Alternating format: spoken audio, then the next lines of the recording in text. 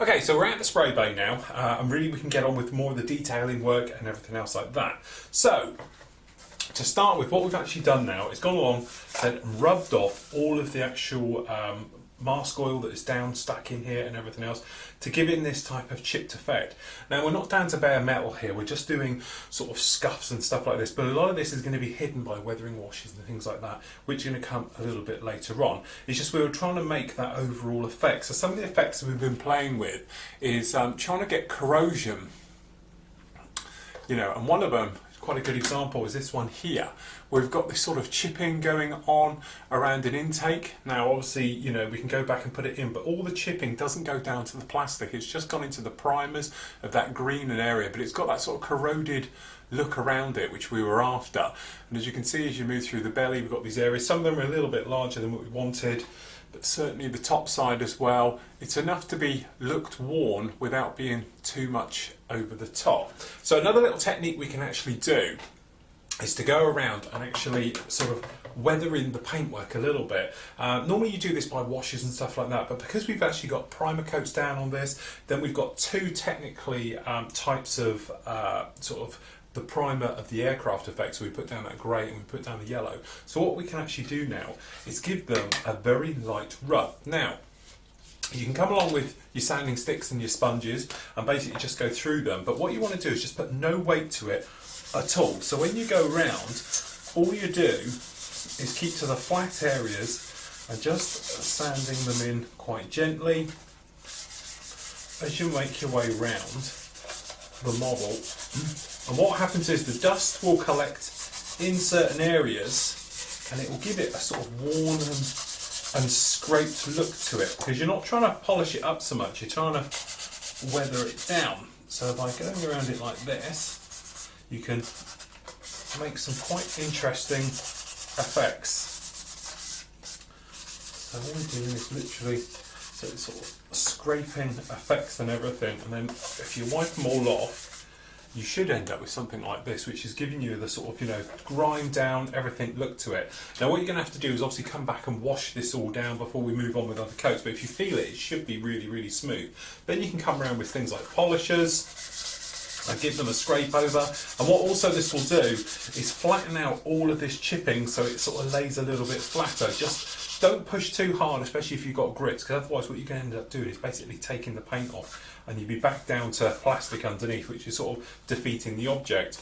We've got them here, those fuel tanks, so we can give you a bit of a show and two on this one. So we're taking a very worn sanding sponge and all we're doing is lightly going over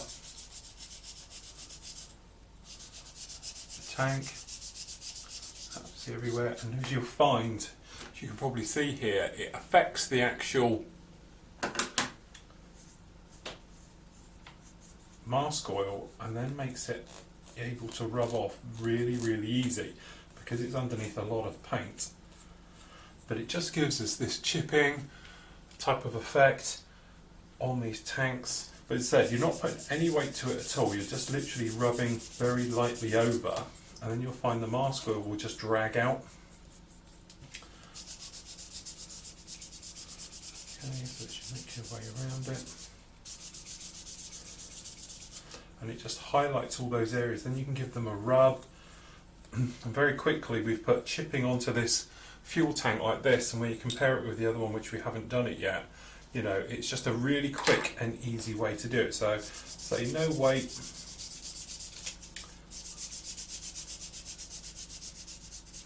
Okay, as you make your way around.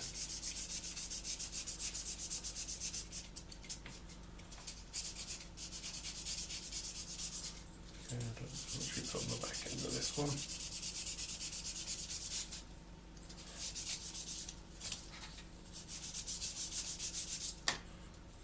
There we go, you can just give it a bit of a rub. You know, and now you can go around, but it's given us the chipping and the little bits of damage and scuff that we actually want to this one without it, and it is totally smooth. So you can come back in and say with the polisher, and without pushing down, don't push into it, otherwise you're going to overdo it. Okay, you can actually go round now and completely take care of it. So there we go. Weathered up fuel tanks, really, really quick, very, very simple. So after going around the entire model, what you want to do, come along, wet a cloth, I lick it, okay, and just get all that dust off of here, and you should end up with something with a few little multiples of changes of tone. So obviously we've got some polished up areas down in here, other areas are looking very flat, we've got quite a hefty chipping down on the inside, things like that. So by doing things like this, you're changing the effect of the paintwork right the way over. Now what we've got to do now is decal this and then recreate a few little things on top. But the decals, because obviously they're like brand new, you know, it's going to cause us a few problems if we don't get them down soon, because we can weather them in roughly at the same stage as we're doing the actual model.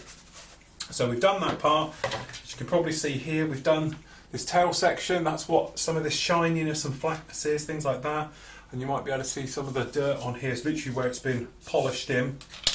And we've done the same on these, just needs a little bit more. So we just lightly rub over.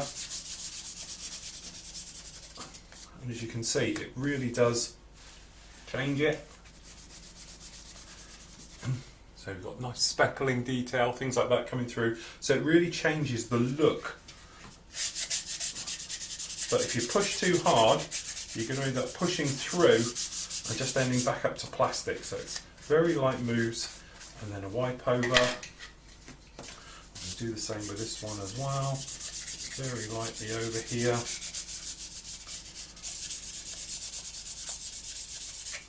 Okay, just to wear down.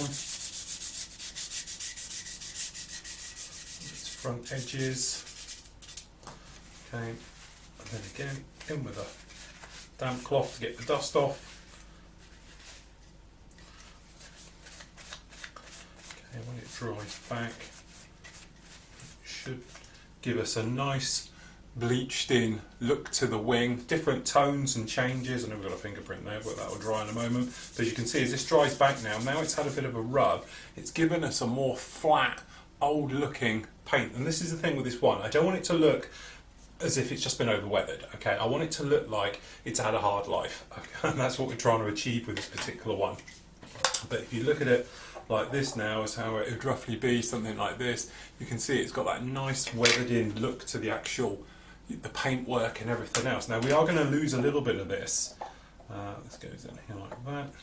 But as you see, it just gives us a more interesting thing to look at. Now we can go back at any point and touch some of these in as well. So don't think, oh yeah, well it looks horrible now. Because to be honest, I have got a bit of a problem, because down here you might be able to see around this engine, this back engine area here, I've actually overdone it somewhat and we've rubbed a little bit hard. It was a little bit rough and I've gone through and taken this area out. So what I've got to do is actually come back in now and actually touch that back in. But I'm going to use it to my advantage, because what I'm going to do, I'm going to really call it as if it's had some, you know, anti-corrosion work, things like that, and I'm going to put in a new panel in there so it looks like it's had a spray job. And it's all little things you can have fun with. But as I said, next step up is decaling. So what we need to do is give this a full coat of future to lock it all in, make it all nice and smooth, so when the decals go on we don't get any silvering and problems like that. Okay, so when we're talking clear, and you'll hear people talk about Johnson's, things like that, basically we're just using cheap floor polish. Now this isn't readily available in this flavour anymore. You tend to find it more in this type of one, okay? It's the white. It's just the same, apart from it's a little bit thinner. Doesn't work exactly the same way, but it does do the same thing at the end of the day. So what we want to do is basically give this a full coat. Now I've already loaded up the airbrush. This is straightforward, just go straight to the airbrush, and, you know, neat, don't thin it, anything else like that, okay? It dries quite quickly, but you want to put on finished layers and build them up. So it's just going to need two. So what we do, we just put a little bit down here, okay, and over the back.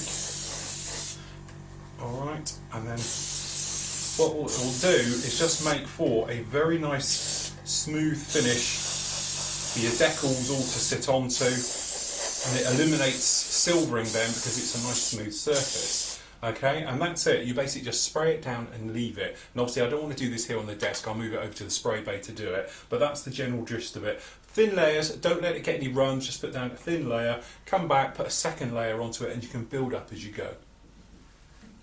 Okay, so there we go. We're all looking very nice and shiny, very, very smooth, no problem at all. Now what I want to do is just do some of this back posting, if you like. So you might remember, and you can see it quite clearly on these, that, you know, they're nice and shiny now, but we've still got this sort of flat weathering going down there and things like that. We've got quite large chipping on here, and some of them, to be honest, are a little bit over the top, like these just down here on this end here. So we want to take care of those. So what I've got already knocked up is a little bit of our blue. This is the original colour, neat out of the bottle. So the first thing we can actually do is just pop round and take care of this one round the back. Okay, we're just going to freehand spray them in. Okay, then what we're going to do is look around the entire model and look for any areas where perhaps we've overdone it and we've over sanded and things like that. And we've got a few down here. So what we're going to do now is just pick out areas where perhaps we want to touch in the odd little panel, perhaps we've gone a little bit too far, things like that. I'm thinking this panel just down in here. So if we move your top cam in just a little bit closer, it's going to be a bit tricky because it's shiny as well, but hopefully you'll get what we're doing here. So we're just going to pop in some blue paint across this panel here, so we sort of darken it up a little bit, and I've got a little bit going on and this one down here. So I'm just going to pick these two panels a little bit at random. I'm just going to spray them in. Now I'm not going to mask them because I want them to look like perhaps if I had touch-ins on the fleet. Okay, so we're just going to do these top bits in here as well. So we're going to spray very lightly over them to kill them down and to make it look like it's had the chip. You can still see it, but it's had a little touch-in over the top. Perhaps this one will give a little bit more. So we're getting this type of effect as we're running around with it. So this one over here. So the ones where I've got yellow coming through, I'm sort of leaving. Okay, the ones where I've got grey coming through, I'm actually covering them up. So we've got a little bit too much down in here. So I'm just going to pick out this panel. That little bit of back, a little bit in here as well. Okay, and we're just generally looking around for areas where we feel it's not right. But what this will do, it will also help, because the thing is, it's very random, and that's what you need. You need to be random. As soon as you start going around picking out exact areas, it's going to look a little bit funny. So we just do up here. Not too bad how these areas are, so we're just going to pick out some little latches and things going on. Okay, anywhere there's a little latch, we're coming in. And put a little bit of touch up over the back here. Okay. So what we're trying to do is just really what would happen in real life. You are trying to paint all over these big chips and scratches and things like that as we go around the model. So we're just going to do a little bit just down in here.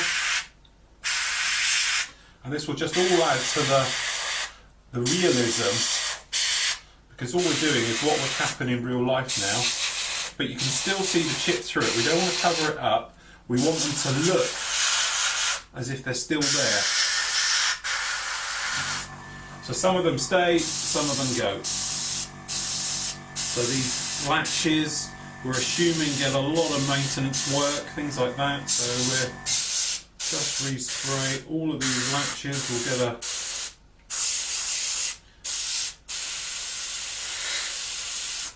bit of an area all in here, but hopefully you can see it sort of transforming now.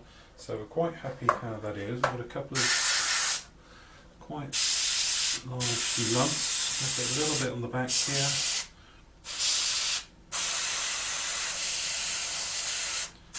So it's not a precise art. I think that's what we're trying to achieve here.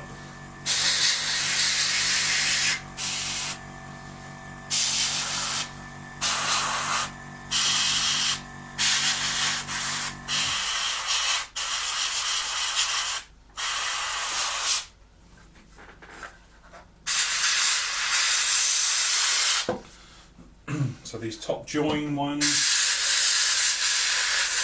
going to be a good, just remember use a deflection angle so you don't end up spraying the white on the inside.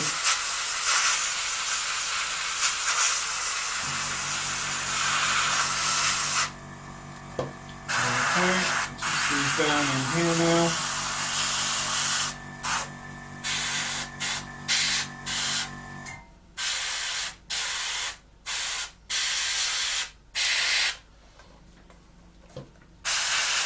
Okay, then all we're going to do is just finding access hatches and giving them a good squirt around. And there we go, and hopefully it will just break it up. Now at the moment it's quite difficult because of, of being gloss, it's not the easiest thing to work with. But certainly what will happen is when it goes flat again, hopefully these will all show through quite nicely.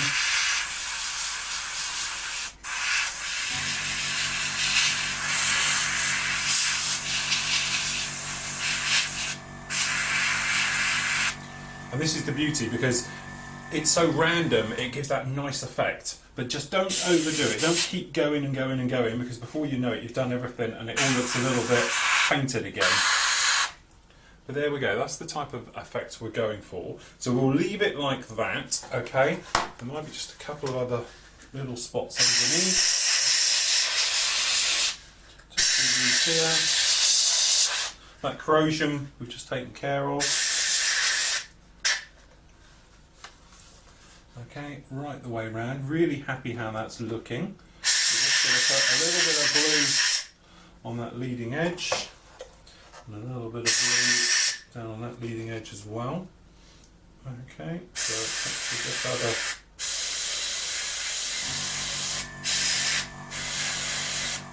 a few little marks around. And because it's rounded surfaces, when you do your airbrushing, try and keep it in the vertical, and it looks like drain marks coming down. Okay, so when you're on a rolled edge, something like this, okay, what you want to do is do lots of up and down lines. Okay, and hopefully it will just act like it's a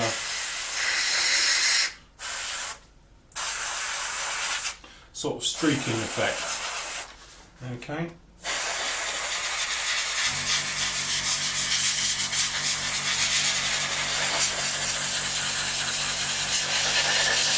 So when you're coming in, you just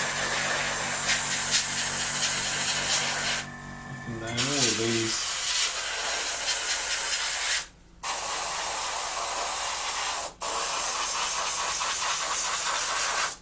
Okay, and then hopefully it sort of just draws your eye. But there we go, totally changed that. But as I said, when it's flat, it will look a lot better and it should come back. So we'll clean out the airbrush. We'll do the other wing and the tailplane have got to be done as well, everything else like that. We'll give it another coat of gloss right the way over it. Happy how that is, and then we can get on and do some decaling. Okay, so this has been drying now, completely solid, for probably just over 24 hours before the decaling go on. So we know the varnish on here is rock hard and it's not going to be affected because it's slightly soft. Because the trouble is, if you come in and you decal too quickly over any type of gloss coat or future, the setting solutions can actually attack the coat on the top, and that's when you get those white milky marks and things like that going on there. So make sure it's totally gone off, totally firm. So to be honest, there is, as you can see on here, quite a few decals to go on this one, as you can see through it. So we've got loads and loads of placement things to go on this one, top and bottom and everything else like that, and it is going to take some time. So I'm going to crack on now, push through this one, get all the decaling done on it, and then we can really start to bring it together. Okay, so as you can see, decaling is all done. It's quite a mammoth task on this one, to be honest, because there's just so many little ones that go all over it, and to be honest, some of them are so small you can't really see them. But I think if you have a look on the overhead here as we bring this one down, some of the things that really stand out, we've got no silvering whatsoever on this area on the back, which is really, really nice, because sometimes you do. All I had to do is go along with a blade and slit the little openings you get, and some of the little latch marks as well. As I said, didn't actually have any silvering in there, which is really, really nice. I think a couple of good gloss coats always makes it work. Underneath, it sort of accentuates all this chipping work that we've done here, but you can see we've got the shark's mouth on the front, and then obviously all the little stencil data that goes round, which sort of gets blended in a little bit with the chipping, and then even we've got the little flowers on the tail. So as you can see, no problem at all. Going through, slit all the decals again this morning, and then I'll give them another coat. So things like the Royal Navy as it comes along, obviously we want it to look very nice as it goes through there. and these ones around the front end to making sure. So we've gone around and just cut everywhere where there's a panel line going through the decal, given it another coat of X28, left it for an hour. Okay, so what's happened is they've all conformed nicely in there. That way, when it gets a wash, it will carry on through. So things like, it's not so much of a problem over black, because you can't really see it with a panel line wash, but certainly if you're going over white or greys or blues and things like that and reds, around the roundel areas, what's going to happen is you're going to go along and then it's going to stop and then it will carry on the other half. So this way the weathering will be nice and go through absolutely everything. So before we can stick a wash on, because we want to do this as a sort of grimy panel line wash, we're going to give this a satin coat. One coat of satin, we're going to leave it for 24 hours to totally dry off, then we can come back, get the wash onto it, and then we can start getting it all together. The other thing we've done, you might be able to see here, we've worked around with the wheels and things, so we've got the actual front parts on. On here, to be honest, I've used dark iron metallizer paint because when you buff it up, like you can probably see on these, it looks very grey. It's that sort of steel metal grey, and then what we've done, we've used chrome silver just down here on the compression areas and things like that. So they're all done and been painted up, as well as we've done exactly the same with anything that's obviously like hydraulic rams, things like that. Like here, again, dark iron at the top, then it's just been buffed up with my finger, okay, and then chrome down the bottom to do all those activators and things like that. Other couple of little things we've been getting on with at the same time. As you can see, we've done the rocket pods. They need decaling, but I want to give them a coat of something first before we do that. But they're all painted up. Again, aluminium around there with flat black. And the other thing is the fuel tanks, which I'm particularly proud of because these have come out really, really nicely. These fuel tanks here, as you can see, we've got this chipping we wanted at the front. That's showing really, really nicely. And they're obviously all deckled up as well, so they'll need a flat coat or a satin coat, and then they're going to be obviously weathered up and grimed up as we go all the way through. We've also painted up all the gear. That's all done, all the wheels, things like that, they're all painted up. So really we're to a position now where once it's had a wash and everything else like that, we've got lots of little aerials to go on and some little details where we're going to use some pastels, things like that, just to give it some grime in some certain areas and things. But certainly with the wash on, we can really then start to bring it together. Okay, so next up for this one is giving it a wash. Now, as you probably know, or if you haven't, where have you been? We make our own wash. So we do the Flooring Models wash. It's clay-based, really simple, very, very easy to use. And if you don't like it, just wash it off and start again, as opposed to other washes you'll find on the market, which are enamel-based and have got chemicals in. Once they're on, and they're a lot of trouble and can cause no end of problems. So all you need really is some kitchen roll, or kitchen towel, which I just sort of break up into smaller squares just to be easy. Okay, we're going to need some cotton buds, okay, or Q-tips, just for getting in small little nooks and crannies and areas, things like that. I've got a little jar for mixing because I'm only using 2 colours. The other thing I've got to hand as well are some rescribing tools. Now these are dead handy because what you can actually do, if you've got a panel line which doesn't work particularly well, the wash won't go into it, it's too shallow, perhaps you've got a bit too much paint in there, something like that, you can actually cut it on the fly as you're doing it and just fill it in and away you go because you won't have any trouble with it. So what we'll do, just to save a little bit of mess, we'll pop this one down on here. Now, when using the wash, just to recap, basically the surface you go over is the effect you will get. Okay, there's a couple of variables we'll talk about briefly in a moment, but basically, if you're going to go over a gloss finish, okay, like the top of this is, to be honest, nice shiny finish, it can't stick to anything, okay, so the wash will just go in recesses, panel lines, things like that. The rest of it will just simply wipe away and not touch your model. Now, if you come in with a satin, okay, or semi-gloss finish, or a flat, obviously what happens is the wash gets caught in the texture of the paint, it grips onto the clay and the colouring in the clay, okay, and doesn't release it, so it gives you a more grimy finish. So what I've done for this one is done the top half quite glossy because we don't want too much wash up there, but the bottom half is more like a satin finish, okay, so we put a bit of a satin on the bottom, left it glossy on the top. That way the bottom should end up a lot more sort of grimy, bitty, textury and things like that, okay, than the top. Now it will work even on a flat coat, but obviously if it's over a flat coat it gets caught in that texture and it can't physically get wiped away and released. Okay, so 2 colours I'll be using for this one is the dark dirt, which I'll use for the underside. It's not a black, it's not as strong as using black, especially with white, it'll be way too strong, okay, but I do want it to be quite grimy, so we're going to use just dark dirt on the bottom. Now on the top we're going to use concrete, which is this grey colour, okay, but it's a little bit too light for this. it, I don't want it to stand out and be in your face too much, so I am going to do a little bit of a mix by mixing dark dirt and the concrete together, hence we've got our separate jar. So what I'm going to do is just detach this tail again, because it's easy to work around the inside bits, things like that. So to start with, all we're going to do, give it a good shake to wake it up, because obviously being clay based it does separate to the bottom. Okay, and then what we're going to do is tip a little bit into a jar, just to start with, okay? That way you don't contaminate what's in the bottle. Okay, so as you can see in here, it's like an old engine oil type of colour, okay? And this colour is great because it works over anything. You could probably use it on the top with no problem at all. It's not quite as strong as the black as we were saying, but it's strong enough. So if I just grab a clean brush, I've got some water over here. Make sure your brush is totally clear, you've got no nasties on it, anything else like that. Otherwise what can happen is it can affect the actual effect as you go round with it. It can give it tide marks, it can make the clay go a little bit funny. So just a little bit of fresh water. So what we'll do, we'll start on the underside, and we are literally going to go absolutely everywhere with this. So we just take a bit on the brush, okay, and if you brush it over, because this is on a satin type finish under here, okay, it should stick pretty much absolutely everywhere, alright? Now if you're going over a glossy surface at the top, you might find it bubbles up a little bit, and you have to work it into the actual texture of the paint to get it to stick. Now I'm going to go everywhere with this. We're going to do inside wheel wells, okay, inside this air brake. We're going to do gear with it. We're going to go absolutely everywhere with this. Now it doesn't matter if you go onto the other side, because the great thing about this stuff is you can overcoat it and go over it. So we just put this absolutely everywhere.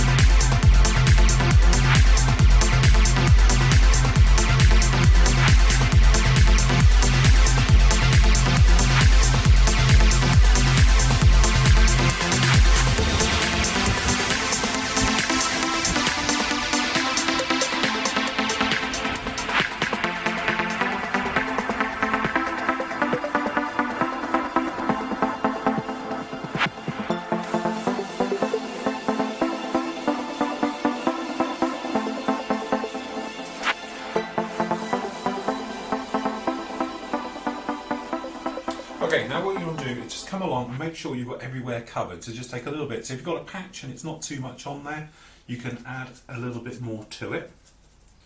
Okay, just make sure everywhere's covered nice and even. You don't want to leave any areas sort of with none on. So if you've got any big bubbles that perhaps have formed, you might want to take them out now. And also you might want to just do things like we can do just down in these.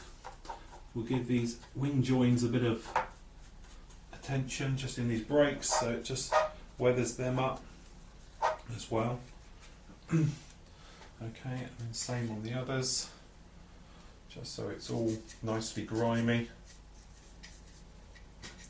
And then what you want to do is leave this to totally dry off. Now you can leave this overnight quite happily, which is what I tend to do normally. But basically, in about, depending obviously on the temperature you're working, normally around about 20 minutes this will be totally dry. But it is the important thing. If you've got little wet spots left on it, perhaps where you've got a little bit gathering, if you wipe it off when it's wet, it will become totally clean and just wipe away.